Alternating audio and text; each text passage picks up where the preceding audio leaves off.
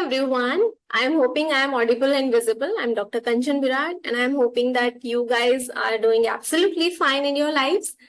तो हमने एक CSIR UGC नेट एग्जामिनेशन के लिए सीरीज शुरू किया था और उसमें पहला वीडियो आ चुका है फॉर इम्पोर्टेंट इन्फॉर्मेशन।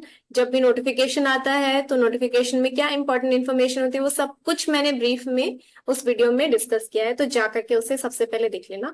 अगर आप मेरे चैनल पे नए हैं तो इसको सब्सक्राइब जरूर कर लो, क्योंकि हम यहाँ पे पूरा का पूरा कोर्स पढ़ने वाले हैं CSIR UGC नेट एग्जामिनेशन के बारे में।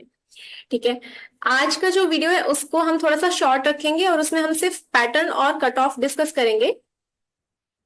तो लेट्स गेट स्टार्टेड। ओके, चलो। तो सबसे पहले ना पैटर्न एक बार देख लेते हैं कि पेपर का पैटर्न क्या रहता है। वैसे मैं लास्ट वीडियो में डिस्कस किया था कि पैटर्न क्या रहेगा, बट कुछ कंफ्यूजन थी लोगों को, तो मैं उसको आज क्लियर कर देती हूँ थोड़ा सा। 3 घंटे का एग्जाम होता है, सिंगल सीटिंग में एग्जाम होगा और उस एग्जाम में बाइफर्केशन होती है पार्ट ए, पार्ट बी और पार्ट सी में। सिंगल पेपर होता है, एक क्वेश्चन पेपर होगा, एक सीटिंग में पूरा एग्जाम होगा और उसी एक क्वेश्चन पेपर के अंदर डिफरेंट पार्ट्स है, part A, part B, part C. तो वो तीनों आपको 3 घंटे के अंदर अंदर निपटाना होता है और मैक्सिमम मार्क्स कितने हैं? 200 marks maximum marks. Okay, cut off देख करके पता चलेगा कि हमको कितने मार्क्स टारगेट करने हैं, वो हम आगे अभी देखेंगे वीडियो में। ओके, तो सबसे पहले जो पार्ट ए है उसमें 20 क्वेश्चंस होते हैं। एमसीक्यू टाइप है ये, सब्जेक्टिव नहीं है, एमसीक्यू टाइप क्वेश्चंस होते हैं। 20 क्वेश्चंस होते हैं, लेकिन 15 ही उसमें से आपको अटेम्प्ट करने होते हैं। तो ऑप्शनल है, आप कोई भी 15 उठा लीजिए, कोई भी 15 आप उसमें से अटेम्प्ट कीजिए। ओके, और इसमें मार्क्स का एलोकेशन कैसे रहता है? ईच क्वेश्चन कैरीज 2 मार्क्स, तो 2 नंबर का एक क्वेश्चन होगा। तो अगर आप उसको सही कर लेते हैं तो आपको 2 नंबर मिल जाएंगे। ऐसे ही पार्ट बी के अंदर 50 क्वेश्चंस होते हैं, 50 क्वेश्चंस रहते हैं, जिसमें से आपको मैक्सिमम क्वेश्चंस अटेम्प्ट करने होते हैं 35। कोई भी 35 आप उठा सकते हो एंड उसमें भी मार्क्स एलोकेशन ऐसे ही रहता है, 2 mark for each question. Part C जो है ये थोड़ा सा एनालिटिकल टाइप पार्ट रहता है, तो इसमें थोड़े से बड़े क्वेश्चंस होते हैं, तो वो रीड करने में ज्यादा टाइम लगता है उसको, and you have to analyse and you have to reach to an inference. तो उसमें 75 टोटल क्वेश्चंस होते हैं, जिसमें से आपको सिर्फ 25 टारगेट करने होते हैं एंड थोड़ा सा मुश्किल हो जाता है इसको कंप्लीट करना। तो वाइजली चूज करना कि कौन सा क्वेश्चन करना है, कौन सा अच्छे से आता है। और इसके अंदर 4 नंबर मिलते हैं, 4 marks for each question if you get it right. ठीक है, अब इंपॉर्टेंट चीज नेगेटिव मार्किंग वाला, जिसमें जहां पे बच्चों को थोड़ा सा कंफ्यूजन था कि इसको दोबारा बता दीजिए। ठीक है, नेगेटिव मार्किंग पहले तो पैटर्न देख लो। नेगेटिव मार्किंग का क्या है? 25% नेगेटिव मार्किंग है, 25%।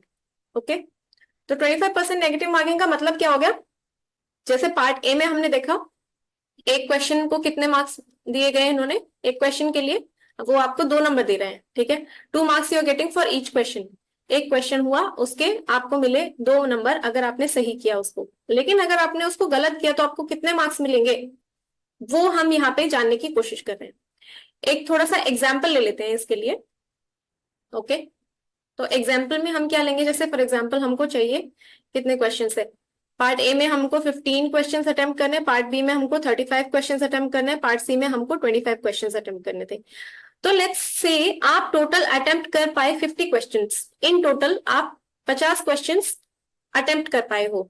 50 क्वेश्चन में क्या होगा? वही बाइफर्केशन होगा। 50 क्वेश्चन में कुछ क्वेश्चन होंगे पार्ट ए के, तो आपको 2 मार्क्स फॉर ईच क्वेश्चन मिले, ईच राइट आंसर मिलेगा। हाँ, पार्ट बी में भी ऐसे ही 2 marks for each right answer, और पार्ट सी में आपको 4 मार्क्स मिलेगा for each right answer. Right, तो इस तरीके से बाइफर्केशन है। अब 50 नंबर का आपने किया, अटेम्प्ट किया 50 क्वेश्चंस का, सॉरी नॉट नंबर, 50 क्वेश्चंस आपने अटेम्प्ट किए।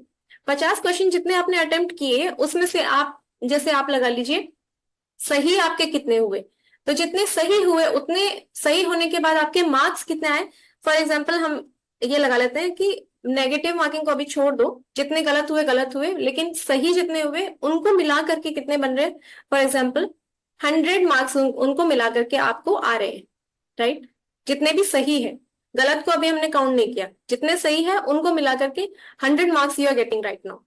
अब आ जाती है जो गलत थे, गलत मिलाए आपने, ठीक है। तो उसमें क्या है, उसमें नेगेटिव मार्किंग का ऐसे सिस्टम है कि पार्ट ए में अगर आप एक क्वेश्चन गलत करते हो, तो वो 2 नंबर का क्वेश्चन था, तो उसमें मार्क्स आपके कितने कट जाएंगे, 0.5 मार्क्स कट जाएंगे। पार्ट बी में कितने कट जाएंगे, 0.5 से। पार्ट सी में एक क्वेश्चन अगर आप गलत करते हो तो आपका 1 नंबर कट जाएगा सीधा सीधा, क्योंकि 4 नंबर का एक क्वेश्चन होता है। ठीक। तो सही आपने किए, 100 नंबर का आपने सही किया, लेकिन फॉर एग्जाम्पल आपका एक क्वेश्चन 4 नंबर का गलत हो गया, एक क्वेश्चन गलत हो गया 4 नंबर का, एक क्वेश्चन आपका गलत हो गया है बी पार्ट में 2 नंबर का। ओके। तो 4 नंबर का क्वेश्चन जो गलत हुआ उसमें आपका नेगेटिव मार्किंग कितना हुआ, 1 नंबर का नेगेटिव मार्किंग हुआ।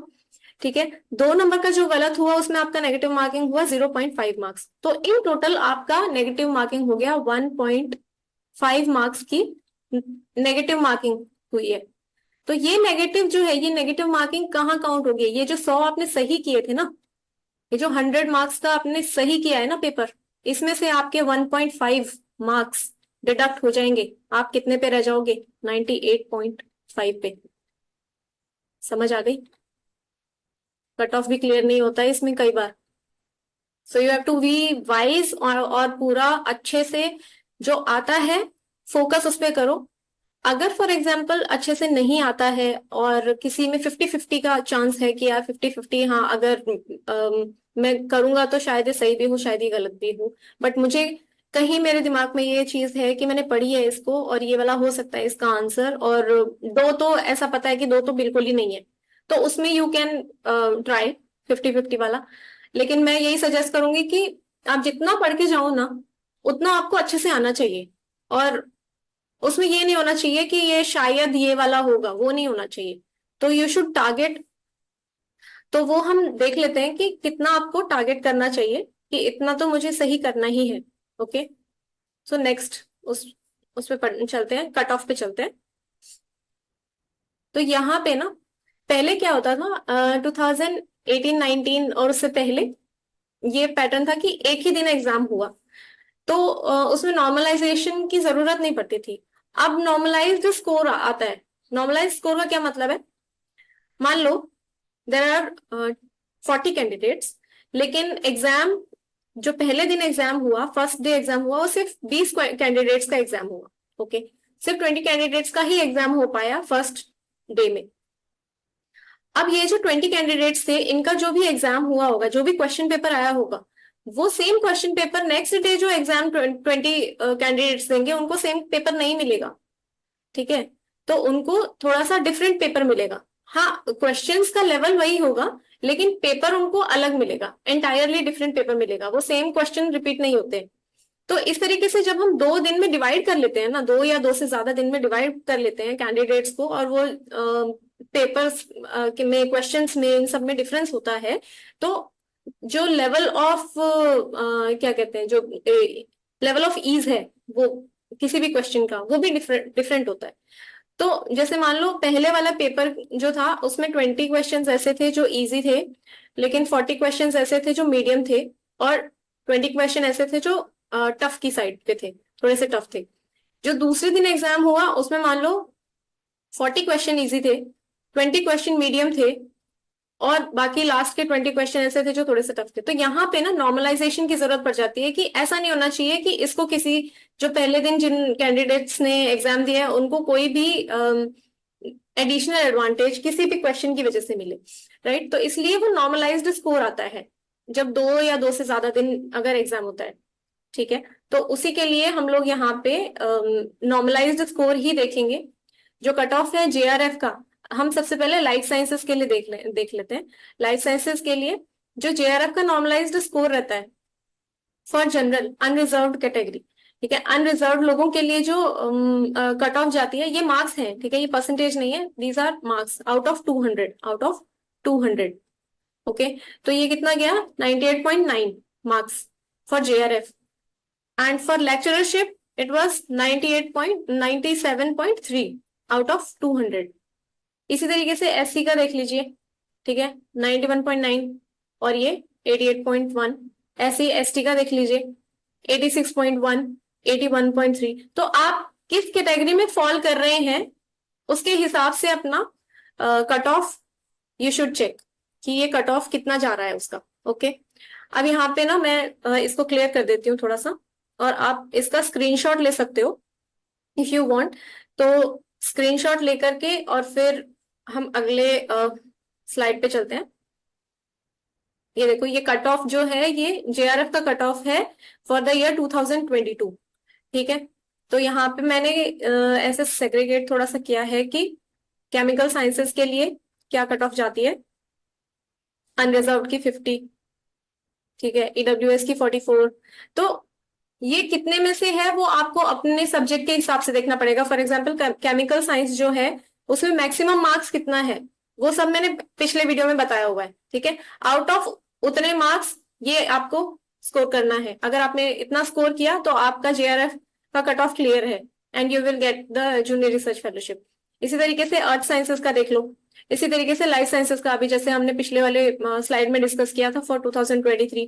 तो 2022 के लिए क्या है, अनरिजर्व्ड के लिए 98.8 मार्क्स। तो ऑलमोस्ट ऑलमोस्ट सब थोड़ा सा ना सिमिलर सिमिलर सा लग रहा है।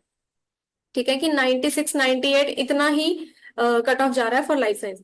फिर मैथमेटिकल साइंस के लिए देख लो, फिर फिजिकल साइंसेस के लिए देख लो। तो ये जो कट ऑफ जो मैं बता रही हूँ ना, ये out of 200 for life sciences, जैसे फॉर एग्जाम्पल आउट ऑफ 200 इतने मार्क्स गए।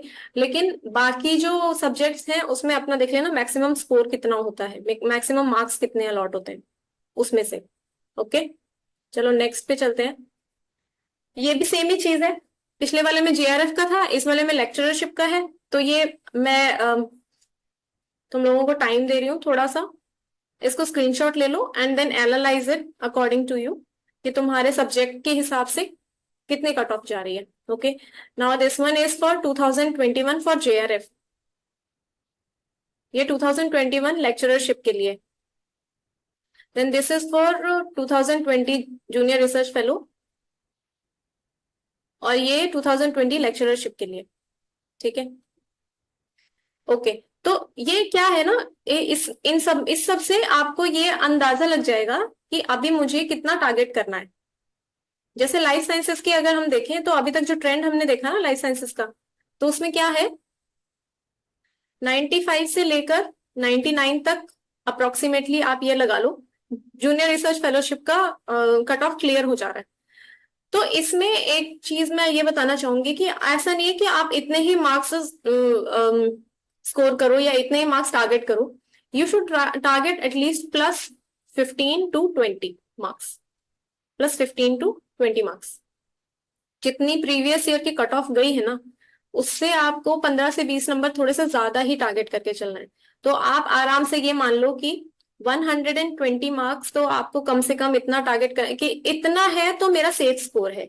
इतने मार्क्स अगर मुझे इजीली मिल रहे हैं, नेगेटिव मार्किंग हटा हटो के सब, मतलब सारा कुछ काउंट करके कि मैंने इतने सही किए, इतने मेरे गलत हुए, इतने मेरे नेगेटिव चले गए, उसके बाद जो फाइनल स्कोर मेरा आ रहा है वो 120 या 115 के आसपास आ रहा है, 115 या 120 के बीच में आ रहा है, I am on the safer side कि मेरा जेआरएफ आराम से क्लियर हो जाएगा, चाहे वो नॉर्मलाइजेशन के बाद हो, चाहे वो पहले हो, कैसे भी हो।